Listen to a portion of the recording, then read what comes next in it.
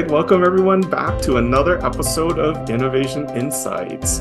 Normally when we talk about innovation, we are talking about the new technology, process, or business practices that we're bringing into place.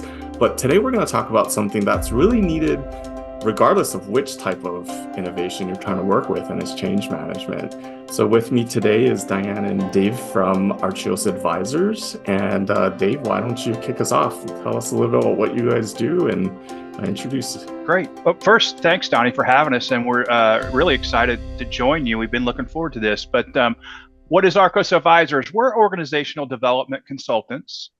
But primarily, what are we focusing on? Driving organizational performance through people. And we really specialize working with professional service firms. The bulk of our clients are CPA firms. And what we find is the pace of change today is fast, as intense as it's ever been. And so it's something that you have to attend to. By way of our firm, big picture, we've been in business for about 23 years. I head up our positive psychology, executive coaching, sort of the neuroscience, behavior change, individual behavior change part of our practice.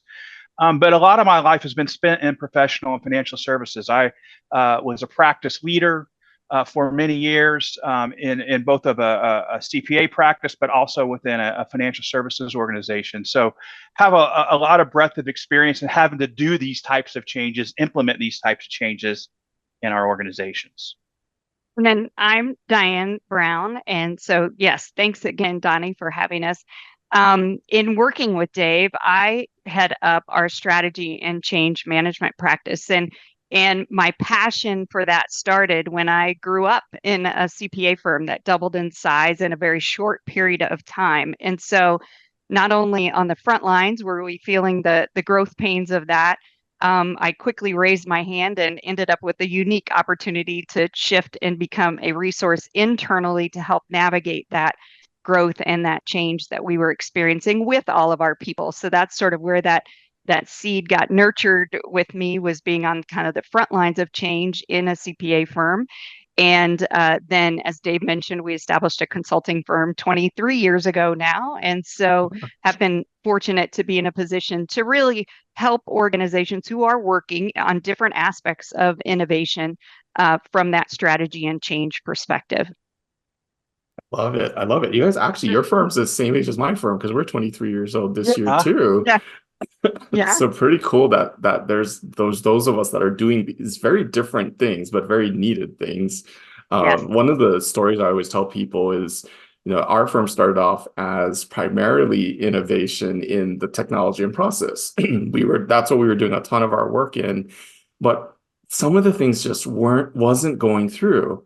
And it wasn't until I started working with personality assessments and individual change, I realized there's a piece that's missing. And that piece was really the organizational development piece. And so I went back and did my graduate work in organizational development to really look at what is this bigger picture of how do we get in behavioral change, both from an organizational standpoint as well as from an individual standpoint. So I love that we're talking today with both of you that are experts in these areas, because this is the piece that I think is missing in so much of what we're doing as a profession. As accounting, especially, we're used to these technical conversations around this is what has to happen, and everyone just falls in line. Well, the rest of the organization doesn't work that way, and we need to actually lead them through the change. Maybe first let's start with definitions, because we've been throwing the word around change management, transformation.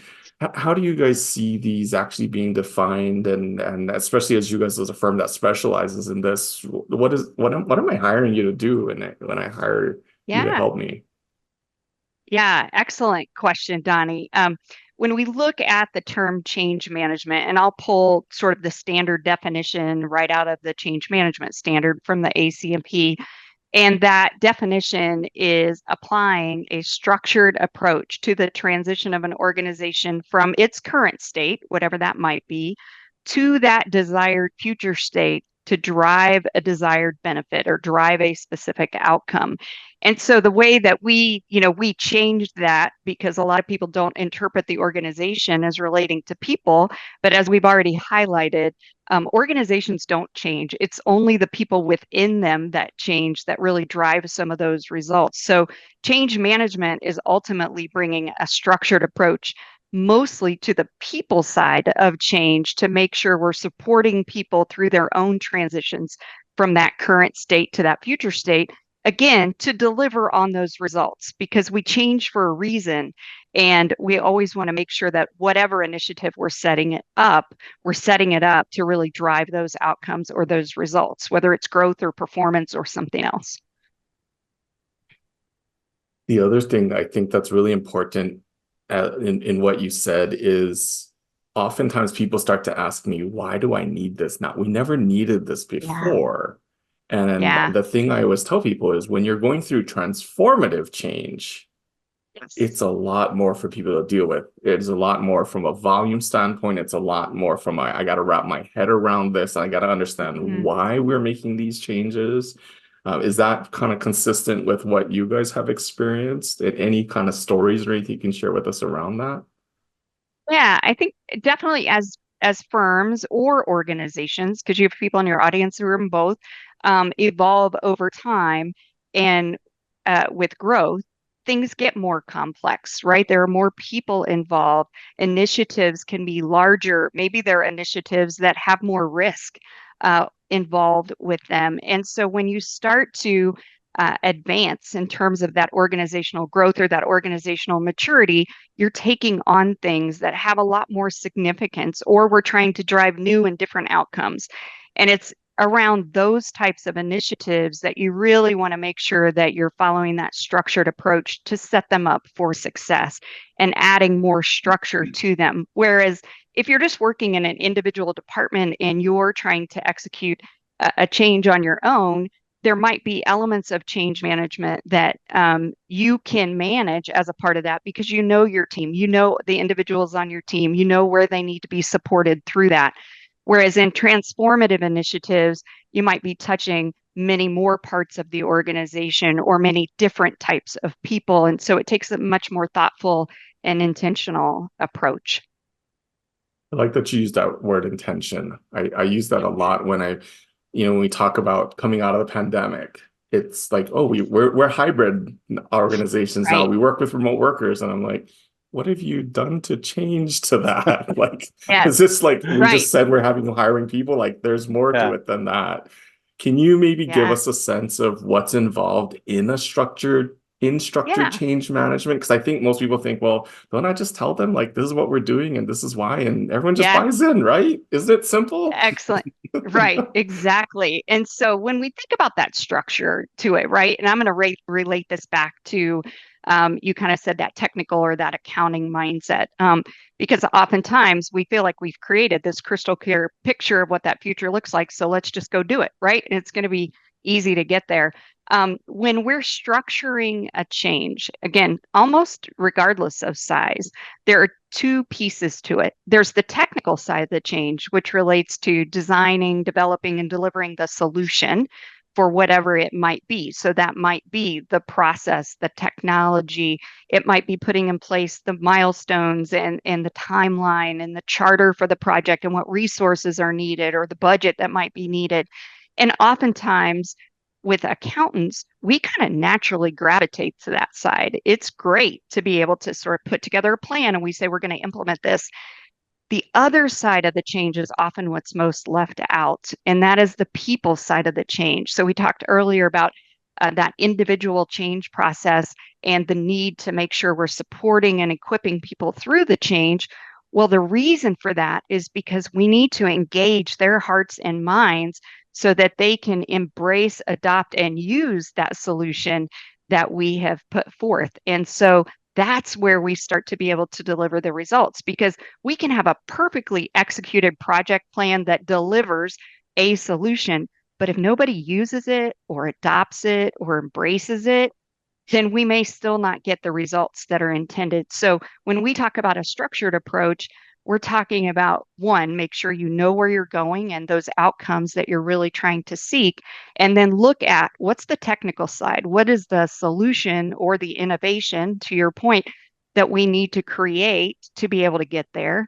But then how are we going to help our people get there to that future state so that those two things mature at the same time and we deliver on the results that we have set out to achieve? Does that make sense? That does. That does. In the center, we talk about one of the services that we provide as accountants is we help people and organizations, whether it's a client or I'm a CFO working in my organization, is we help them create the vision of where they want to be and clarity around how they're going to get there. What are all these steps? Maybe they're Yeah. individual projects. And when we put them together, we normally call it the transformation roadmap. Here's the roadmap for our Hmm. transformation to get there. Yeah. Now, what I heard you say was, yeah, we're good at thinking through all of these steps and implementing it, but how do we get everyone else to buy in and say, Yes. yes, I want to be part of that journey to achieve that Right. vision? Is that Yeah. fair kind of statement? Yes. And it's not just the buy-in, right? It's buying in. So having an awareness and desire to participate in the change, but then it's understanding and knowing what they need to do and how they might need to show up differently, or what are the implications on their job? And then how do we work with them on that individual behavior change piece? And that's kind of where the neuroscience comes in. Mm. After you've engaged them in that commitment, it's how do we really support them in changing their behaviors?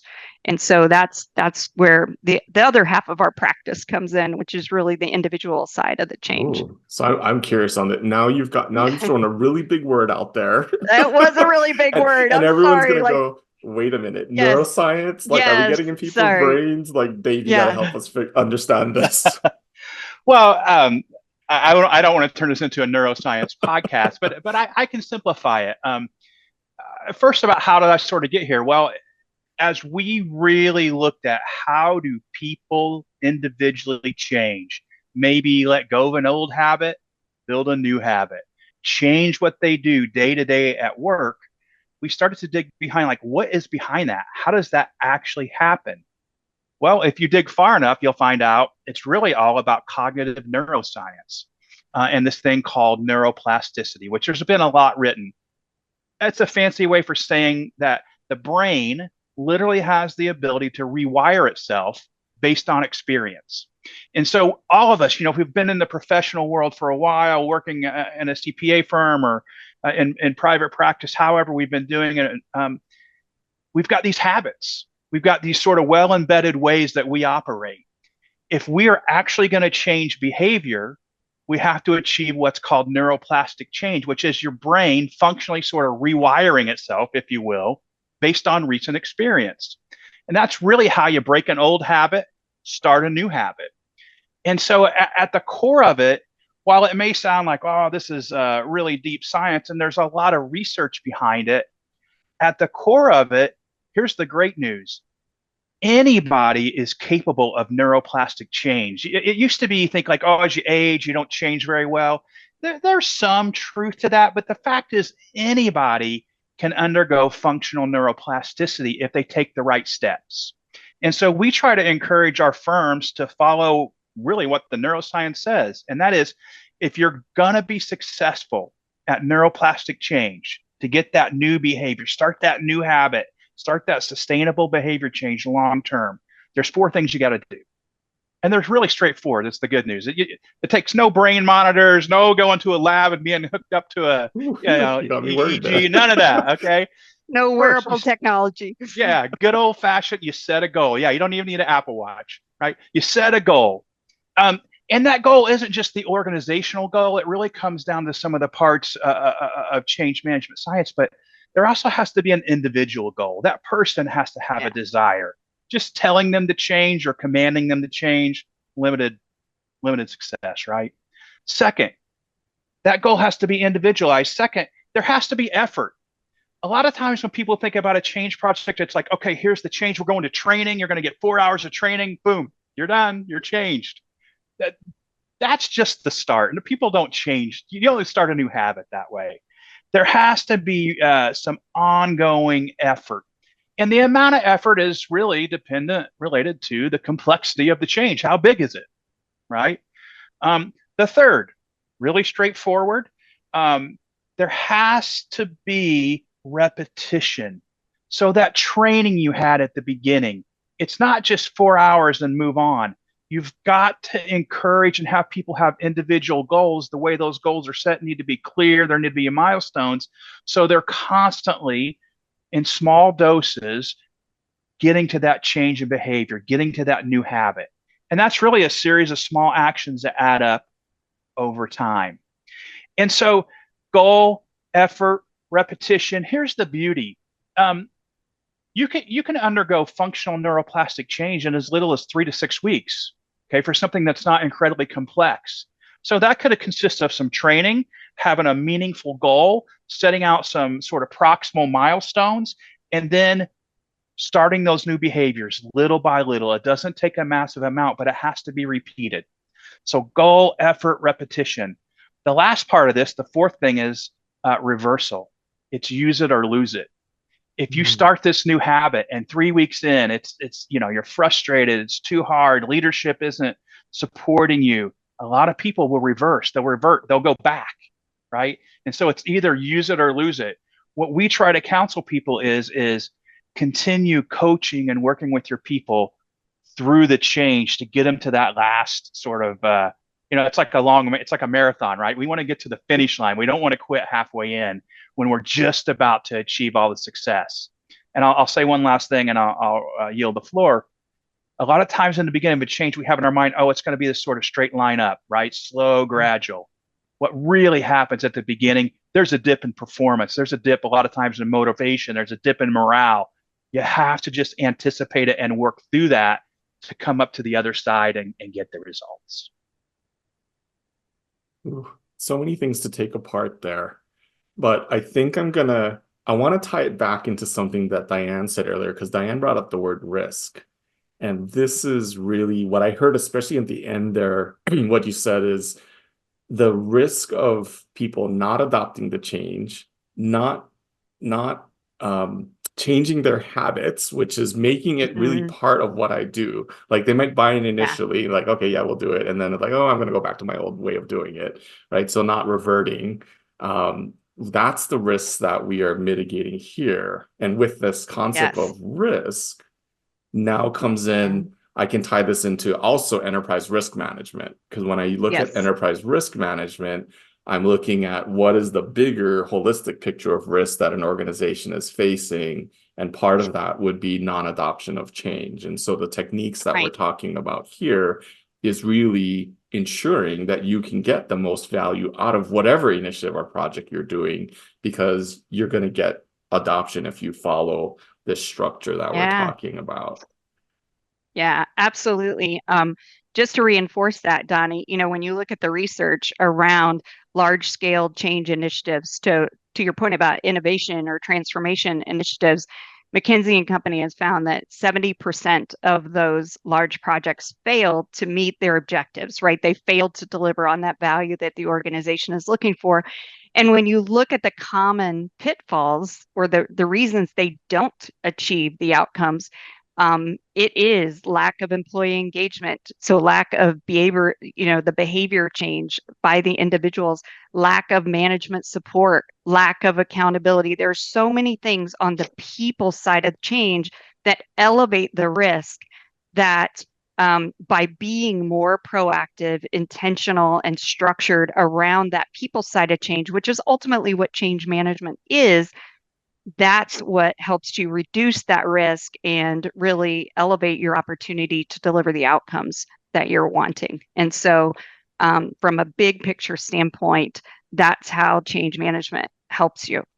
And, as we were talking and Dave was talking about the neuroscience, and we talked earlier about just sort of helping people really understand what this is, I thought it might be helpful, and you asked for a story earlier, to just talk about one type of change in context that we know a lot of CPA firms are facing, but a number of corporations have contemplated it too. And that is, how does something like this apply when you think about an outsourcing initiative, taking part of the work and outsourcing it? From a big picture strategic standpoint, if you're taking a structured approach to that, you are really looking at, on the project side, you're looking at the technical aspects. How are we going to transmit that work? How are we going to make sure that security and data is around it? What are the resources we're going to need? How do we need to manage it? On the people side, at the outset, it's how do we get people to buy into this? This is going to involve people letting go of some things. So, what are the strategies from a communication standpoint, from a engagement standpoint, to get them involved in the change that's, again, going to lower that risk of that execution risk and the corporate-wide risk around this particular initiative of it not being adopted. So how do we engage them at the outset? So again, that's part of that planning process, really tapping into their motivation and desire to want to participate. And then it's dropping into that behavior change, saying, okay, how do I engage them in the goals around what I'm asking them to do, what I'm asking them to commit to? So it really does, it is a strategy that can help you promote alignment from the organization level all the way down to the individual level. So hopefully that helps provide and breaks it down. It's not a huge methodology. It's not like a whole team of people you're bringing in. It's an approach that you're taking to really deliver results. And that's what's most important. I like that example, and I want to give you guys a little bit of time while I work off that. But time from it, if you can you give us some more even more concrete example? Like, what is it? A message? Is it a presentation? Like, what are some examples of some actual things that might be part of a change management plan? Oh, yes. But Yeah. let me build on what you said, because I think what the example you gave is actually one of the perfect examples, because Okay. whether it is an outsourcing team, whether it is a remote worker with Yep. domestically, whether it's the application of technology to automate a process, with a Yes. lot of those, there are the threat to that individual, you're changing my job, or Mhm. in a worst case, it's like, wait, that's what I do. I'm not going to have a job after Yeah. this is done. So Yeah. creating that plan to help them see the future and how Yeah. their role is changing, and that they have a role as we move into the future of whatever it is we're doing, becomes so important at a very individual level. Yeah. So what are some Yeah. examples of things we can do that really help people get through that type of change? Yeah. Well, I'll tackle some of the absolute steps you want to take at the beginning is helping that person understand why that change is happening. So, what's the reason for that change from a business standpoint? So, why are we doing this? What's the risk of us not doing this? Why are we doing this now? But then dropping down a level and saying, okay, what's in this for you? Really thinking about the messaging and engaging around how is this impacting them? How are we asking them to show up differently? And relating to that for them, but engaging them in conversation around that. And that's where you ask what's part of the plan. An important part of the plan is who's sponsoring or championing the change in the organization. How are they sharing those messages consistently across the board? But then how also are you equipping your managers with those same messages, but helping them shape it to their team members? Because that's the first place that a team member or an individual is going to go for answers to better understand how the change affects them. So a couple of concrete steps on the front end is to really think about that communication and helping them understand it. And then is when you move into, okay, if they're bought into the change, then how do you help them succeed? And so you do want to think about training. You don't want to jump there first. You have to build their awareness and desire to participate. But then you want to think about concretely what are the tools or the practice aids or the knowledge or the skills that we need to give them to succeed. And then once we do that, that's when we want to start bringing in some of the tactics that Dave talked about, working one-on-one with somebody to truly change the behavior. So, Dave, I don't know what you would have to add to that. Well, I would just say a couple things. One, I am not a change management expert like Diane, but I've been around her enough and I've been through enough of these projects, from more of a layman's perspective. To me, a great change management project really entails a series of really thoughtful plans, things for leadership and sponsorship, things for managing resistance, plans for coaching. And in and of itself, I think it can seem really intimidating from the outside. But I think when we go in and start working on these projects, people find, okay, these plans they're pretty logical. They kind of make sense. And a way we talk to firms about it a lot and to leadership is, if you're doing this well, what you're really doing in effect is you're slowing down in the near term to speed up in the long term. People get this change plan and they get the funding in place and the budget and the X, Y, and Z, and boom, they're off to training, and boom, here we go. The reason that is suboptimal is a lot of times it just completely overlooks that people element. And so if you slow down, if you plan for resistance, if you have a solid plan for communication and coaching and how you're going to address it, you're going to be a lot better off. And so in the beginning, it'll feel like, oh, this is cumbersome. It's slowing us down. Our experience is it may feel that way. In the long run, it maximizes the probability for success. Mm-hmm. And so to me, a great change management manifestation in a firm is having those plans and then rolling up your sleeves and executing them. I love that you brought in the success piece there, because that's something that we feel is the role of all of us that are operating in accounting. And I'm purposely not saying accountant, because it's all of us that are operating in this function. It's to help the people and organizations are working with be more successful. Yes. You said a couple of things, Dave, in there and actually even Diane mentioned, leadership buy-in really is one of the key things. Mm-hmm. And if the leader and the speed, I know what it was. Sorry, it was the speed. You're talking about, the speed and why can't we go faster? Yeah. And that's usually what I hear from the C-suite or the partners or whoever. It's like, this needs to happen faster. Why can't it happen faster? How do I work with someone at that level if that's where I'm getting the resistance from? Because I need them to buy in first. What do you guys see, and how do I address that if I'm like, I can't even get my partner to buy in on it? And you may never get all your partners to buy in, but you've got to get the majority of them, and not just to sit at the table and raise their hand and say, let's go forward. They've got to psychologically commit, right?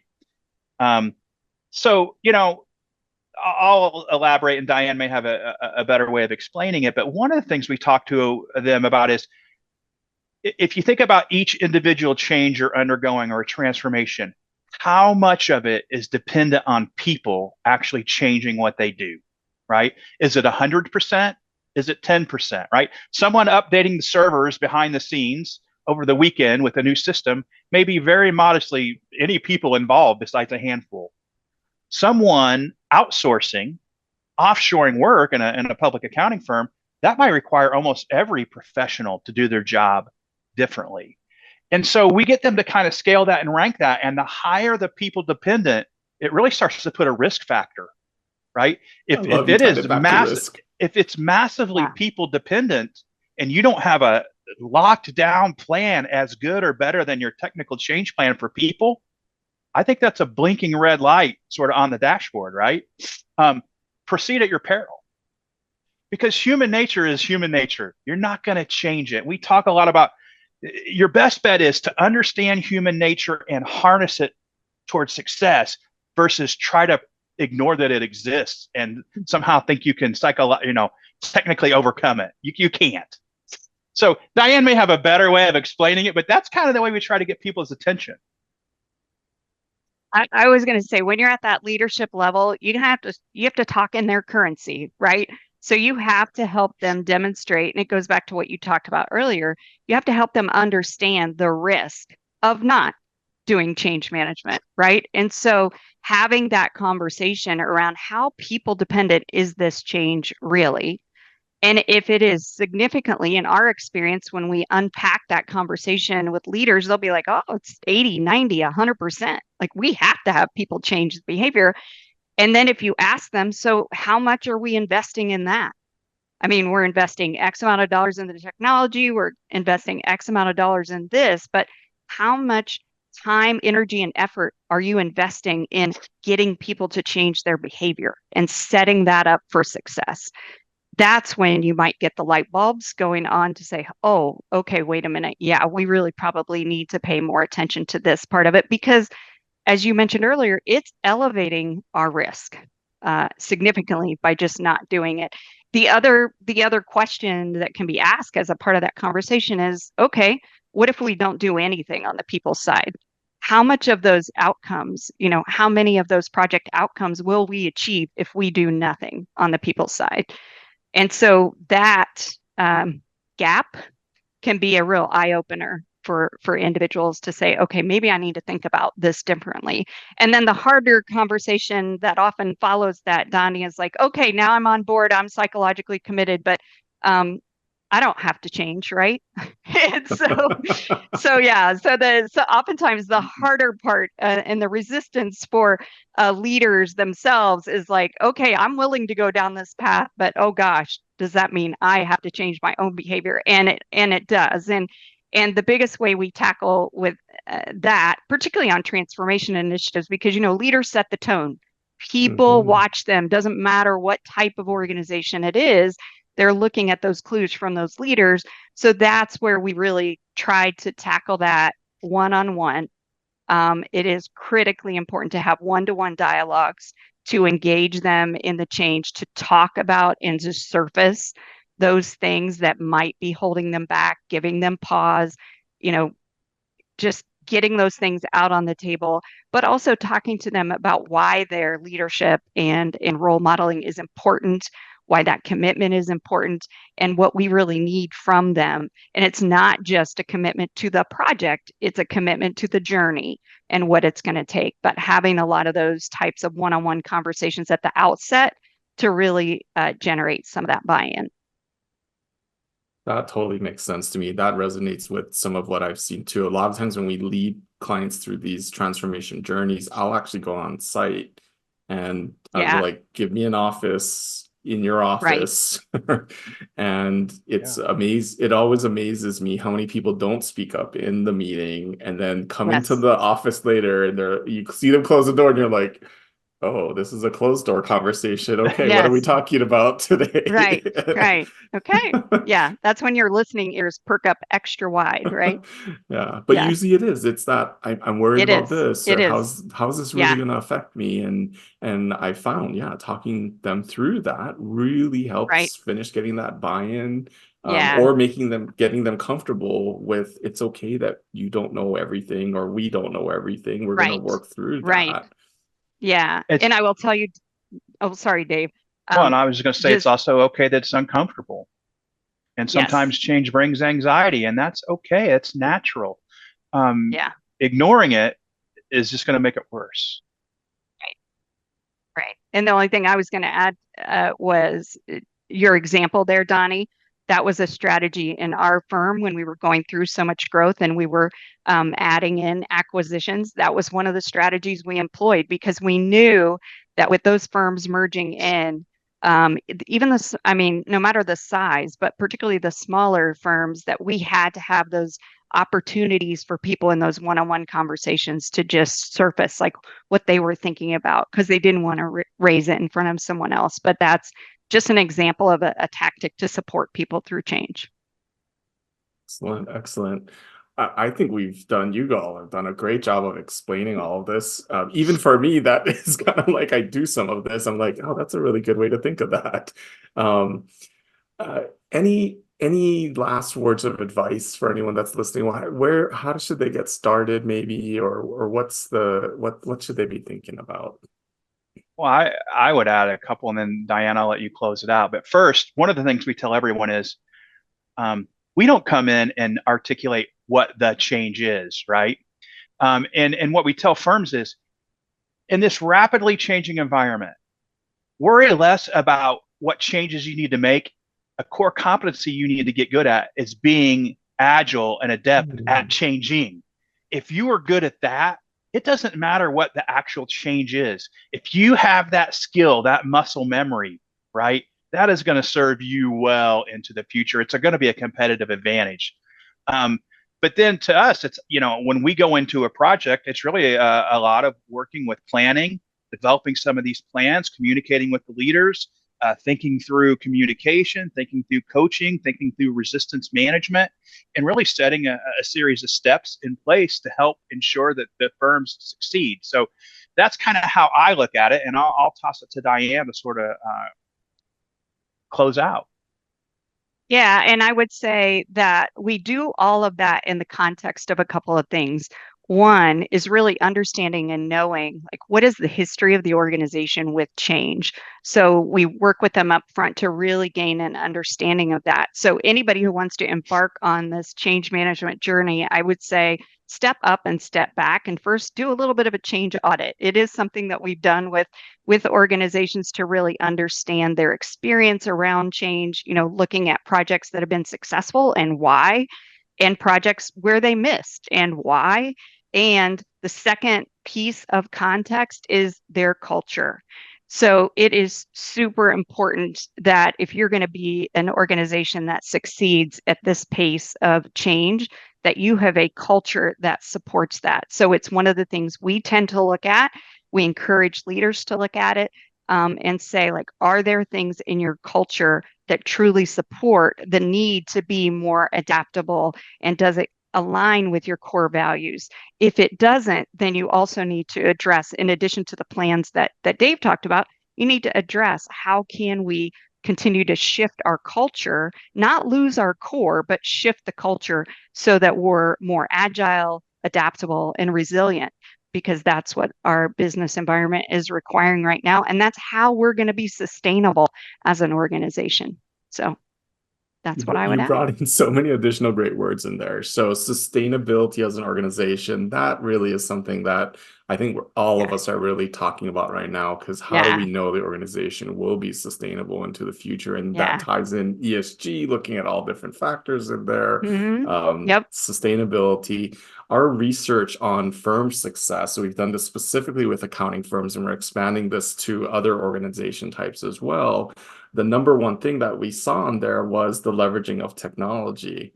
Number two is culture, which you just pulled in.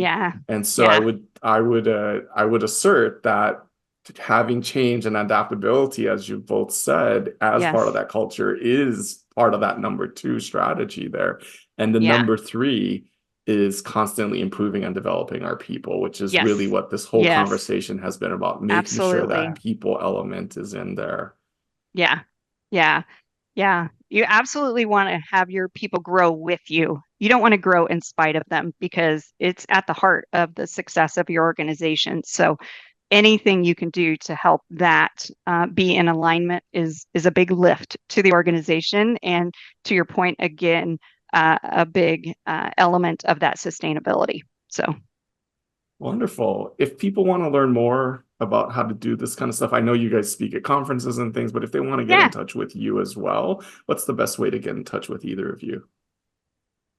You could reach out through our website at archosadvisors.com. Both of us have email and contact information on there, so you could reach out directly through that. And that's probably the best way to reach out. Great. Well, thank you again for both of you for being on here. For those of you listening out there, I hope that we've been able to demystify change management, how that ties into transformation, and ultimately the success of your organization.